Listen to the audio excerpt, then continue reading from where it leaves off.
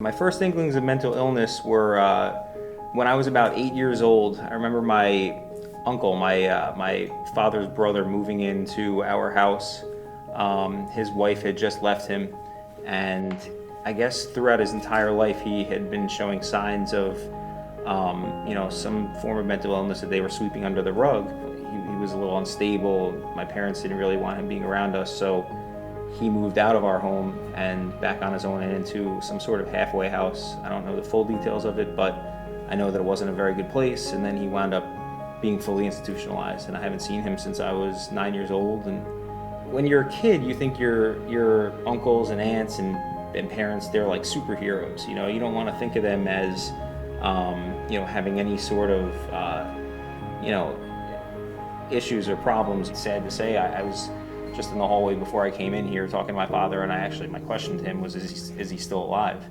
And my father said, yeah, as far as he knows, he is. But I don't even know the answer to that question. And it's a sad statement, but it's true.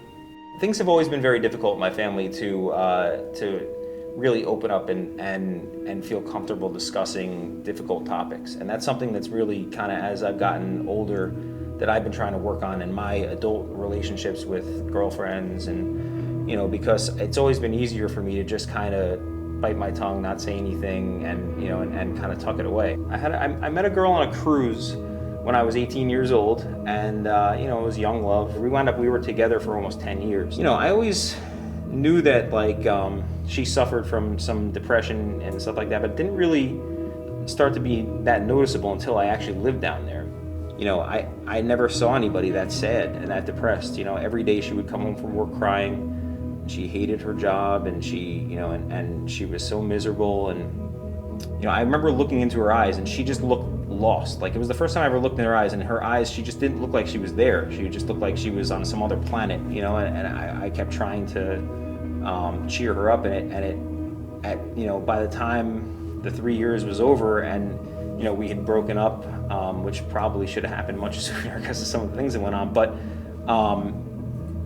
I left, I was depressed. I knew that at some point I had to cut it off because it was really bringing me down to, a state of depression that was just, I didn't want to get out of bed. Things happen, you get sad, but I think that, I have the ability to get more sad than most people. I took everything I feel like I took everything a little too personally. Well, the things I take out of the first relationship, it's almost a blessing that I went through it, to be honest, because, it really taught me how to understand, that it's not, necessarily, me, anything that I'm doing that's causing unhappiness. Like, if I didn't go through it with my first girlfriend and I wasn't able to, be understanding and respect the the illness, and I don't know that I would be able to be in the relationship with my current girlfriend. It probably would have been too hard. My current girlfriend is probably the nicest person you'll ever meet, the kindest, nicest heart of anybody I've ever met in my life. She struggles with depression and anxiety as well. I'm definitely in a position to be able to maybe not understand what she feels, but to understand, that she's feeling it. It's a weird dynamic between us sometimes where, I'm very happy with my life, but she's very unhappy with her current situation in her life. And it's very difficult for me. You see somebody go through it, it's easy to fall into their state of mind, and so I have to fight that as well, not allowing myself to slip into that, and that's not easy. I wouldn't say that I am a depressed person, but I would definitely say that at times I can definitely feel myself slipping into, that state of mind. Episodic depression has been something that I've dealt with throughout my adult life. I really hope things, work out with us. I don't know what's going to happen with us long term. I know what I hope happens, and because she really is as far as I'm concerned, she's the best. The people in your life that you love that suffer from these issues they didn't choose to. It's not their fault. I think that it's a matter of understanding and respecting your illness.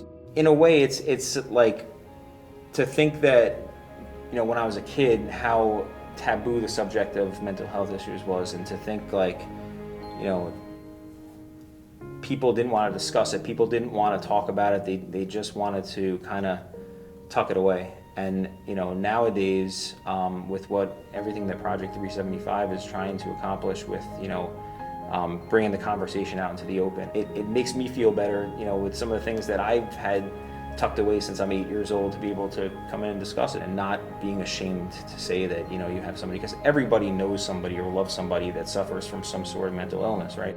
So I would say, yeah, you know, don't write anyone off. Just, you know, just be yourself and be there for them.